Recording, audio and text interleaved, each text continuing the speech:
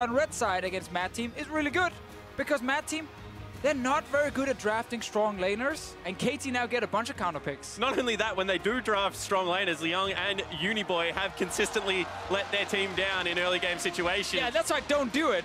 Just draft for team fights. Even when they were playing against, like Fofo in the semifinals, Uniboy was getting solo killed in that series. So, Maple did the same. Yeah, Maple was arguably even scarier in that situation. Ucal on the Lissandra was petrifying. I just don't understand how you make that trade where Uniboy gets a good matchup. I mean, what we have seen teams do in the past, if your mid laner is a lot weaker than the other one, picks like Malzahar kind of become the thing, or maybe a Lulu in there. Malzahar can lose lane pretty hard, but at least you bring suppression, so that's something for your team. They need to just find a way to make sure Uniboy does not get completely destroyed. Yeah, and this is interesting because Breeze has just locked in the Kaisa. And whilst Kaisa is a power pick, we keep talking about the fact that this guy is willing to play mid-game carries. It wasn't until they played Flash Wolves, a team that clearly outclassed the Mad Team lineup in the final game of the LMS final, that they were willing to go towards this champion, and it did not look pretty. So this is pretty interesting because that's an Irelia locked in there for KT with Aatrox still left up. So could be flex, of course. We've seen it mid be pretty impressive, but maybe Smeb's got something on his mind. I agree. Could be. I think it's just Ucal saying, you know what, Uniboy, you got nothing here. Like, I just need this one champ. I don't want to risk it getting banned in the second phase.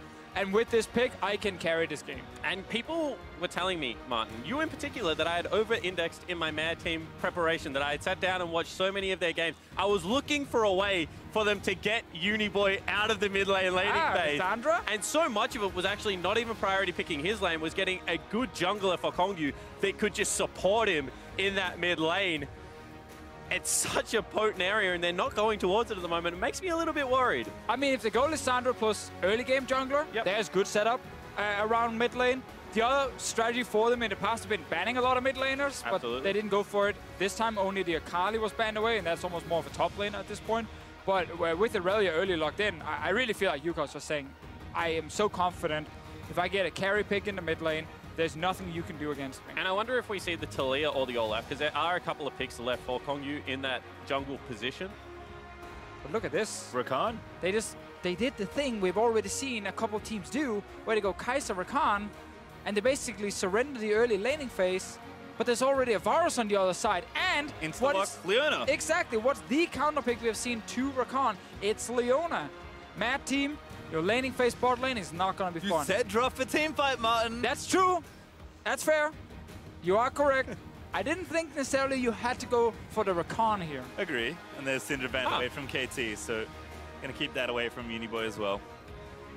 That's really interesting. So that's like a top lane flex that they're worried about here with the Lissandra. We've already seen it played once with the Aftershock there from Licorice, and potentially other teams picking it up. We've seen it as a mid lane pick as well. Direwolves mid lane and triple picked it up. Didn't have much success with it, but was one of the better performing members. He tried. Yeah, he really did try. I mean, he was dragging people with him at one point in that game. He really tried. Really wasn't going his favor. Well, we could see Mad Team banning away Scores champion. They're going to take Kindred off the board. KT respond with Sion, another solo lane ban taken away.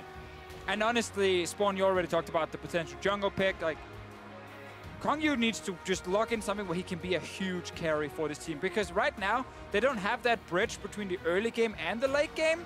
So I feel like you need an early game jungler to and I do that. feel like the impressive thing here is if they just pick up the Aatrox now, then they have the opportunity to last pick jungle for score. So if it is going to be an Olaf, then he can take something like a Lee Sin. If it's a Taliyah, maybe he can take something like an Olaf. And they just have the flexibility to play around it. Interesting that that's not what they're going for. I like this Taliyah pick here, though, for score. I mean, we've seen it a lot in the jungle, been pretty successful so far. And if they absolutely have to flex it for Ucal, who was the Taliyah guy, they can if they need to really make a last-minute pivot in the draft. I mean, Score was also one of the best Taliyah junglers in Korea because he's so smart in terms of pathing. He knows where to be and how to pressure on the map with the extra mobility she does bring when she's moving around.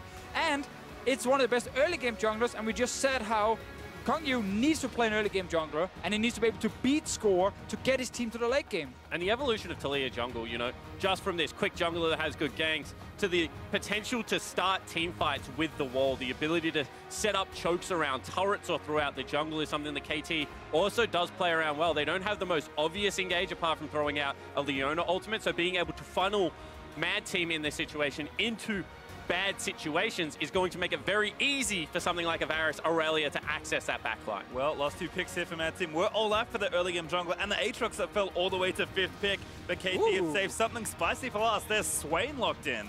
Very interesting with this Swain here. We obviously have to see where everything ends up going. Swain top lane is what I'm expecting right now. Aatrox as well going into the top lane on the side of Mad Team. So you get the range advantage on the side of Smeb, and then you have the early game jungler with Taliyah. But we have to also look at the Olaf. It is often considered one of the counter picks to Taliyah. Once you get level 6, not before. But at level 6, when she can't knock you away, you can run her down. But I've seen a lot of junglers actually still take the Taliyah matchup and say, it's fine, we don't really care about the 1v1. I think the other important thing to point out is that Kongyue, for his team, is used to trying to get his mid lane and his top lane to shove a little bit to give him some vision. He does like to play around bottom lane, but you have to be able to do that in windows as Olaf. If you get counter ganked, you're in, you can't really get back out. So I think there is a lot of pressure on this Aatrox pick to actually work. And now he's going to actually have a really hard time because last second, KT swapped Irelia to top lane for Smeb. He's going to take the 1v1 matchup for himself with the Taliyah on his side. This should be really good for Smeb. And the thing that I love that's kind of genius about what KT have done is that they intentionally left Aatrox through this draft, a pick that has been picked in phase 1 so early and banned so frequently throughout the tournament. They just took Irelia knowing they could flex it, and Smeb's like, if he takes the Aatrox that I'm baiting him into, I think I can win this matchup. And given the quality of player that Smeb is, I think he can win too. Listen, it's an uphill battle from the start if you're Mad Team. You're playing against KT, the #1 seed, the LCK champions. But we saw when they played against EDG, they got to late game, they got to play big team fights. That is still the win condition for this team. And I think that the impressive thing was that the team fights when their team was online, when the Ezreal was at 2.5 items, were actually quite impressive. It wasn't until late game when that Xayah was starting to scale up to 6 items that it started to fall apart. This time they do have the scaling AD carry. Well, we'll see what happens here. Mad Team certainly a tough matchup ahead. KT Rolster looking to continue to put wins up on the scoreboard. As we'll see them play for the 2nd time this World Championship. KT, not got a whole lot of love on camera just yet, but we'll see what happens here as Mad are going to fan out. In fact, both teams just across the river, 10-man straight. 30 seconds. And it's interesting that we're not seeing any level 1 action, because one of the strengths of both Taliyah and Olaf, especially when you have some form of CC, is the fact that they can walk into jungle early and get some deeper vision. And I think this game could be won for KT rather early if Score is able to get eyes on the Olaf and try and track him around the map. Yeah, I definitely agree. Whenever you chat to European junglers about Taliyah specifically, they always say that the most important thing in the early game is just knowing where the enemy jungler is at, because you're faster than he is. You can actually move around the map much quicker. So if you know, okay, he's about to clear something on bottom side, you can maybe invade his top side, or you can look for a player on the top side much quicker than he can go down to your bottom lane. So simply just having information is the #1 thing as a Taliyah jungle. For now, though, they do not have any deep wards. I did just notice the bot lane from Mad Team are running double cleanse. And I was going to mention that that is something that they have done in the past. However, they do normally do it with a spell book, not with the Guardian. So this is a super defensive setup. Yeah, the problem for Rakan is he's been actually nerfed so many times in the early game that he needs to run Guardian. Like, he just needs that keystone to have a proper laning phase, especially now that he got counterpicked with the Leona, and a Varus was also stronger in the early game than a Kaisa. Like, KT's bot lane is just set up to win. Going to be a struggle certainly there as Ucal does pull Uniboy in with the E, gets a bit of early trade damage down. Also, Fox Grasp of the Undying. We've seen this a little bit from Swain's here and there, usually in top side, but he's going to have it here in mid as well. As Electrocute Fox on the other side for Uniboy. Yeah, and that's the other thing I wanted to point out is that it is a very regular keystone on the Lissandra, but the fact that it has been just nerfed so many times, it is interesting to see the aggressive choice. This game is eventually going to devolve into 5v5 team fights, I feel, unless Smeb can get a big advantage in one of the side lanes. So I would have liked to have seen a defensive summoner spell coming out of Uniboy, trying to play more of the facilitator role as opposed to that burst assassin. Give me that Predator. So you can actually roam to the bottom lane or top lane and try and shut down the Irelia here from Smeb. Because the thing about KT's lineup, and there's something they love to do, they draft very squishy front lines. This is effectively 4 carries and a Leona support as the tank right now. That means if you do actually end up overextending slightly, or maybe you fall a little bit behind, you're going to get bursted down very quickly by things like Lissandra. So I actually think on the side of Mad Team, there are ways where you can try and get the advantage because of the squishy champions. Nice little trade there again from Ucal. Does grab the pull and combo Uniboy in for a little bit of damage as Lissandra is trying to get the wave pushed up. Also see Score on the right-hand side is dipped down towards that Scuttle Crab. And Smeb right now has been a little bit of a bully trying to hold the wave frozen near the turret. Young going to respect that for now and just going to hold off. And if this is the way the laning phase starts, then that first Drake, the Infernal Drake, is going to put so much pressure on this Mad team lineup, because we've just said 4 carries are going to scale very well if they get their damage items. You can see that already the lanes in top and bottom are starting to stack up. The CS advantage is already starting to be there. If Score just has the ability to play around those 2 pushing lanes on the bottom side of the map, he's going to grab the Infernal Dragon. This game just accelerates to a point where potentially Mad Team can't keep up. He's definitely going to keep having to push bot lane, also because Breeze just had a very early recall to buy a call on his side. Heavily investing now into the late game. Not just the call itself, but the fact he actually recalled this early. He was almost full HP. You can't see it. There's actually a little cosmetic white flag that he also bought when he was back at the shop. Really just saying, you know what, don't want to fight. Exactly. Let's farm. Just surrendering the lane, which Deft Varus will never let you get away with. So we'll see if they can continue building what has already been a pretty substantial early game lead.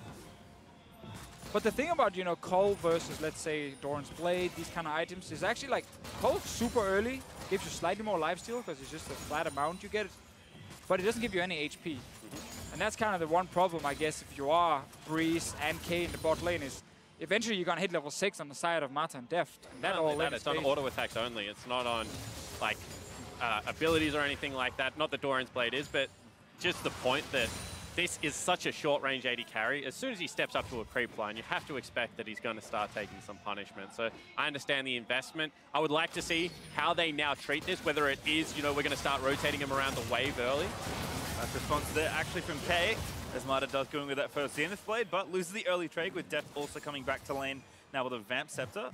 Because the one thing you can do is if you do have to push in the top lane and you are willing to take these slower recalls to accumulate items, all of a sudden, when that fortification is down, you can maybe trade it into the Aatrox lane. You can see that he's regained control of that wave, push it in. If this happens on a separate bounce around the level 8, 9 mark, then you can potentially look to trade turrets, open up the map.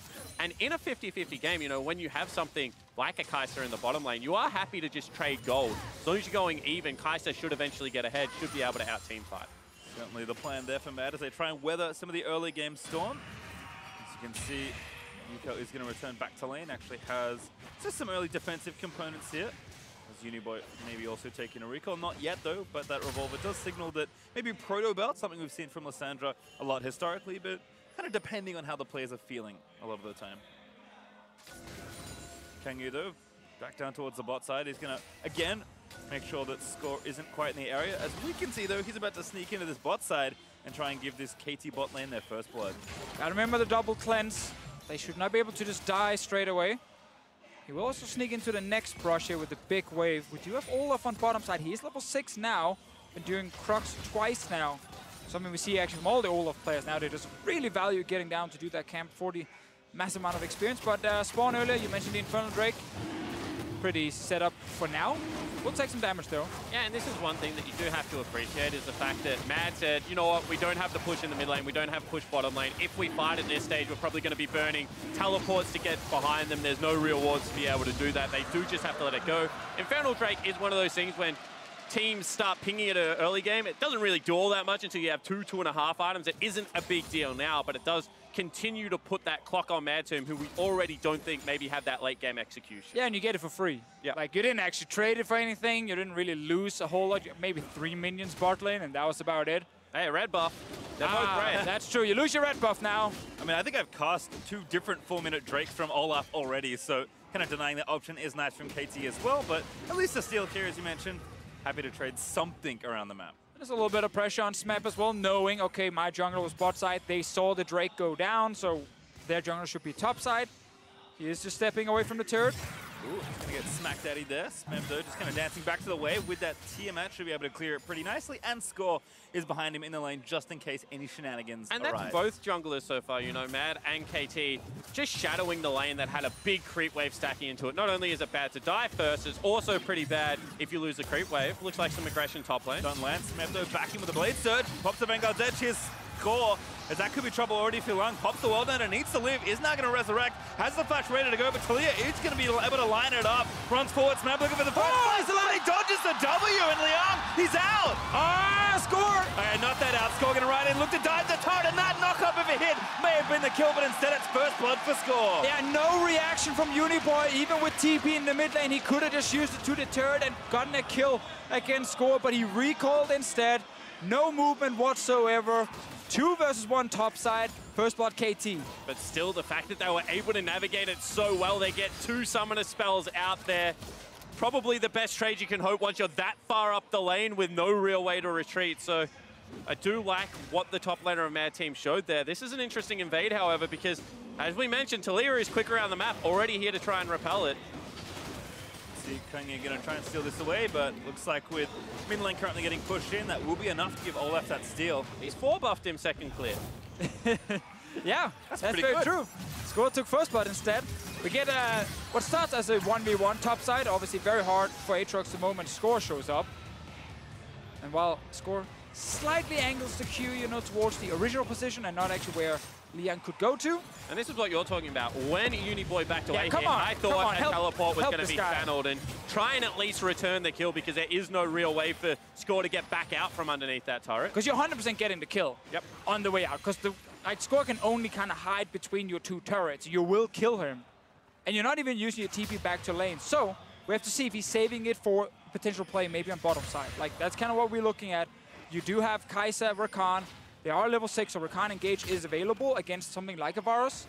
But he needs more than just Uniboy, I think. Yeah, I'm interested to see whether it is a play where Marta and Deft go over-aggressive. Now that level 6 is reached, whether this is, you know, the flash Varus ulti into a Leona ulti, try and blow up this bottom lane, get all 5 members down into the bottom lane, because they have maintained both of their teleports on the side of Mad. Yeah, and also, because of that, actually, you might get your little fight here. Nope. But because of the double TP, KT also have like control ward behind them to make sure there's not a deep ward. I think the one that was in the tribe was just killed by Score. So now that's a new ward being placed. Could be a TP location. Or a dive, perhaps brewing here for KT. Score does not have his ult back and ready, but happy to force here with a pretty big wave on the turret. Turret itself also very low, so KT happy to play for either kills or the turret, and if Mad mess up, they might get both. There's TP topside now as KT will respond. Smeb taking a little bit of heat. It's currently 1v3 under the turret, but Ucal here is going to pop the ulti and maybe look for something, but again, just trying to keep them off the objective. No CC really landing. Chains is going well down to Leona. They are going to die, but there's a good Vanguard's edge for Smeb. Moves everybody off the turret. And that is not what you want if you're Mad, because all of a sudden you've lost the first turret, still Score is pressuring down there in the bottom lane. And the solo laners of KT just say no, just put up a big wall and do not let them anywhere near aggression on the top side. Certainly tough stuff there. As KT, as you mentioned though, did nab that turret there in the bottom side. So looking pretty good right now. 1,300 gold ahead. And KT is so smart, because the play that most teams would be looking there is we've got a stacked up wave, we've got a Leona ult, he has no cleanse, let's pull the trigger, let's get all 5 members down there. But they realize that the counterplay is the double teleport, is the ability to collapse, have the CC and take them out. So instead, they don't even go for it, they just pressure, they force them away from the turret. Obviously when Mad go for the play on the opposite side of the map, they're also able to use Ucal's teleport to repel that. Just very nice awareness of what plays are opening for Mad and stifling that off the map. And felt like if Mad wanted to cross map here, then you got to be ready to take the 3 versus 2 tower dive. Absolutely. And not actually start hesitating around and say, can we do it or not? Because the moment you go up to top side and you actually trade TP for TP, you're losing bot turret anyway. Like, then maybe your answer should not have been go top, it should have been TP bot side and try and match down there. But obviously, Olaf was top already, so he couldn't do it.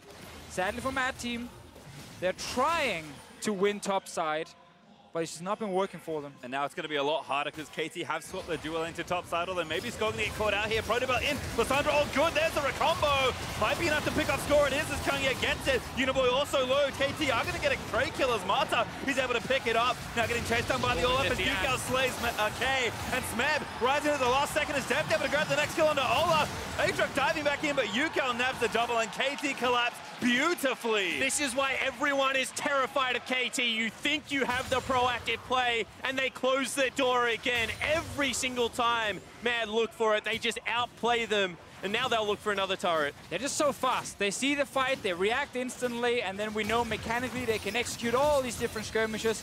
It was almost too easy for Ucal. He just kind of stood at the side and spammed a few Qs in the head of Mad. And you look at the juxtaposition, the hesitation on the top side of the play for Mad, the inability to execute on the dive. Then you look at what KT are able to do here, the instant repel. It's just so impressive to watch. And understandably, as this play starts, we will get themselves our Acer Predator replay. Goodness gracious me.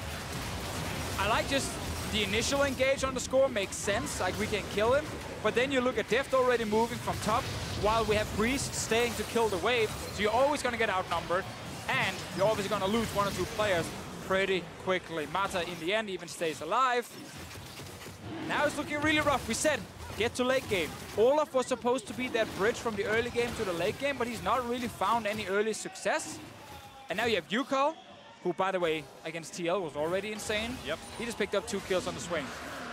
Well, another Drake as well for KT, continuing to stack advantages here now, 3,000 gold ahead, as Mad still kind of getting shot out off the map. They have 1 kill, and that's it for their success so far in this game. And you know Ucal's feeling it right now, because he's got a first item Magi's. He's learning from Jizuke. Ah, is that Like, what's happening? yeah, you need the soul. I will say one little warning here for Ucal. If you sell the Soul Stealer, you will lose. That's what happened to Jizuke. When he kept the Soul Stealer, he won. When he sold it, he lost. I also tweeted about him. That's never a good sign. I have a very bad strike rate. I think that this is now a game where something has to go catastrophically wrong for the KT lineup, because we've already seen kind of how their team fight execution works, how you can't really get past. Actually, hold that thought. Snaps at it again. Vanguard's head pop. Gonna keep surfing around here. Liang gonna try and kite it out. Good dash over the wall to maybe keep himself safe, and Smeb's just gonna let him go this time. Well, it's so hard as Aatrox. One, you're behind already, and naturally in the matchup, you just kind of hit the point where you can't 1v1 the Irelia. Her CC, the fact she can disarm you like this is rough for the Aatrox. Something brewing here in top side. Perhaps it's 3v3 right now.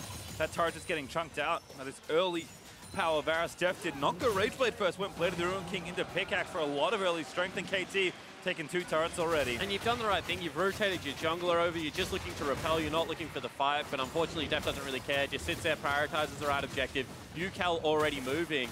And this is why this super team is working, is because every single player is on the same page. They understand what their role in the play is. You can see Smeb rotates into the mid lane, starts that push early, the top side of the jungle. There is no vision. They can't step up to it. And already, K nearly dies.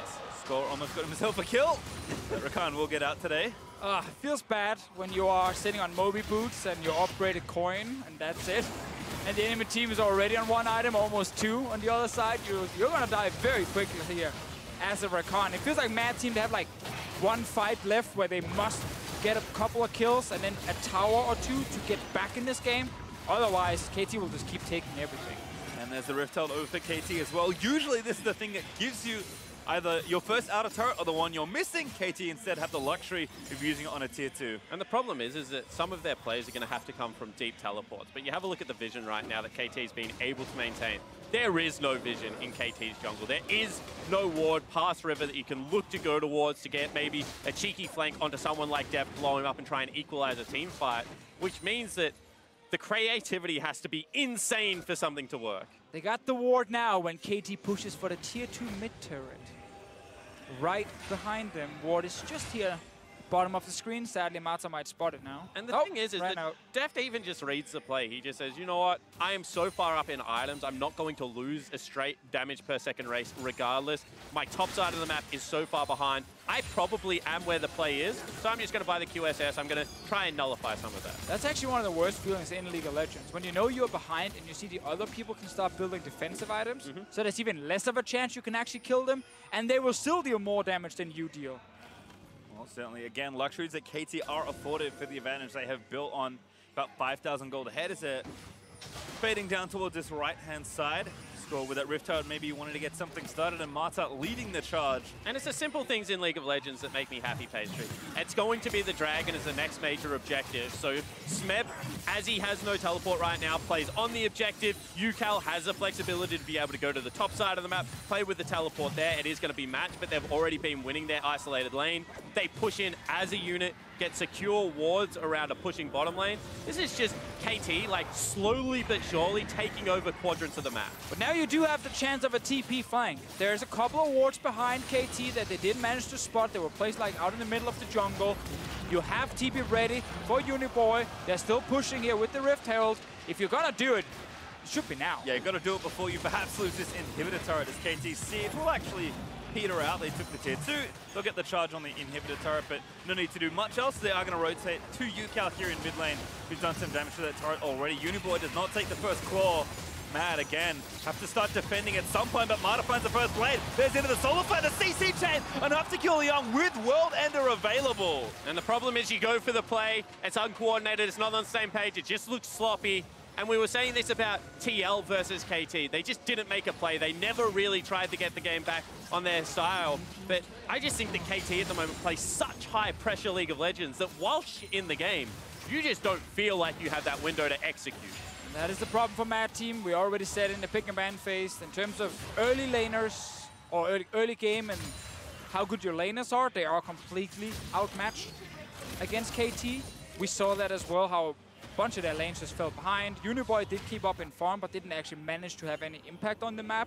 And they just kind of slowly fell further and further behind, and now you're just getting choked out. This is, again, something that's pretty admirable about this team is that KT are a very stylish team when they need to do. They can make big plays, they can get solo kills and style on you.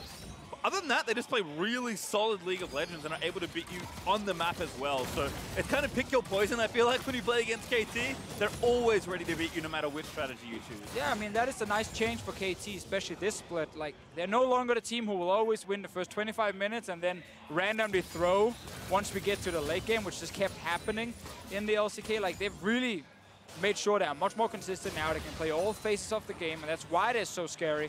And a lot of people look at them as one of the potential favorites to win Worlds. And kind of the last hurdle was, can they do that in big games, right? Because historically, they've been able to make things like playoffs runs, but they've never been able to execute in that best of 5. Well, this year, they'll even able to do that. So I think that this really is the team. If you are talking about S-tier favorites, you do have to include with RNG right now. The question is this the style that they can maintain against the top teams at Worlds? Because they haven't really been challenged by either TL or Mad Team as of yet throughout an early or mid game. A lot of area has just been ceded to them from what I've seen. I think based on the games we've seen in this group, even though it's only been a few, obviously we're casting the teams who've only played once already, but based on those games, like KT looked like a kind of team who can 6-0 in their group. You can then argue, is it a disappointment if they don't 6-0? Well, now we are teleporting into fight. Oh, Marta insta-flash gets the Q stun. Uniboy actually able to get out of there. Marta with the Zenith Blade poke, but doesn't quite find it over the wall. And now Ragnarok pops that Olaf over the wall to be safety as Uniboy does self-ult to try and buy more time for his team. But I think it's to his detriment. Nice watch there to dodge the seismic shove, but he is going to finally fall as Ucal on a rampage. Going to chase down under the turret and try and pick off Breeze as well. Doesn't quite grab it, but KT take the kill. And this is what I mean. They're just terrifying. They know that no one can contest them right now on the side of Mad. They pull the trigger as a unit, everyone flying in, and they only grab themselves 1 kill, but immediately eyes back towards the objective, pressure the Mad lineup, make them come to us. They have 2 mountains. Happy to start this Baron with the lead that they already have. All right, Kay, everything is ready. Get in there, be annoying, see if you can maybe stop them from Goodbye, Baron. burning it down in time, but of course there's nothing he can do. I actually respect him for trying to save the KDA. Don't want to be the guy who just dies for nothing. That's what it's all about now. You just stat pad till the end of the game. With that 6-0-1-1 KDA, you know, that looks good on the stat sheets. Better than the 0-3, but this is once again just decisiveness. Don't allow him to get over the wall, make him burn the summoner spell. As I mentioned at the start of the game, Smeb very good at ulting during a team fight to cut off any form, Smeb score of any form of escape, and this is pretty pedestrian after this point. At least Uniboy got like almost the maximum amount of like CC and time you can actually buy. It just didn't do that much. As Lissandra, sadly, there was no follow-up to actually help him. Team simply were not ready to actually join. And this is always the age-old question. Is it scarier to lose against RNG when Uzi smashes your 80 carry in lane? You feel like you never had a window. Or whether a team does this to you, just slowly pushes out 3 waves, just takes your turrets in a 2v2, goes into your jungle, takes away all form of economy for your jungler, and then at a certain point in the game, you know, this game, 22 minutes in, you feel like you have no way to actually play now. 2 different styles, but I think both equally terrifying. He got the minion. Modest trying stuff, I think, at this point. Again, KT don't need to do too much more with their 10,000 gold lead, but K, he's going to try and make the play happen, and Deft makes him pay by taking him off the map. Ucal looking for a flank, pops the ult, he needs more Magi stacks, he's only got 14. Give the man some stacks! Smeb going to take the next one down as Kongyue dies, and KT diving with impunity towards Mad's Nexus. K just nearly killed himself by dashing through the pebbles both ways. This is a rough game. I mean, 23 minutes in, KT are gonna finish it right now. They probably want some more kills. Yep, TP back in. We'll see what they can do here as Mad starting to get pressed towards their fountain. Ult from Death gonna catch Lissandra, who's forced to pop back into stasis. KT again just escorting these minions in. No claw taken, turret 1 dead. Oh, they're running away. I believe the previous quickest game was like 26 minutes or something. 21 minutes. Oh, 21 was it? Who had, at all-time Worlds? Yes. I was talking about this year. I think 26-47 or something along those lines. Oh, no, I meant like doing play-ins and so on. Yeah. But, whoa, this is not going to be that quick then. Not the quickest victory. Still pretty speedy, all things considered, as KT will actually back that up. They're taking only 1 Nexus turret. Is this how you normally build your Swain? Yeah, very often. I normally have 0 stacks on the Soul Stealer, but I have it, you know. It's the inverse of Ucal's deaths to stacks. You have the other one. You have 16 deaths and 0 stacks. Exactly. All right, well, let's just Here we go. That's a great stun. The melee minion is out of action. He cannot take down KT. And then they can actually go for the tower dive. Deft and the rest of the team. Poor K, he jumps in. I think he gets randomly hit by a Q from Score and 1 auto attack from Deft, and he's basically dead.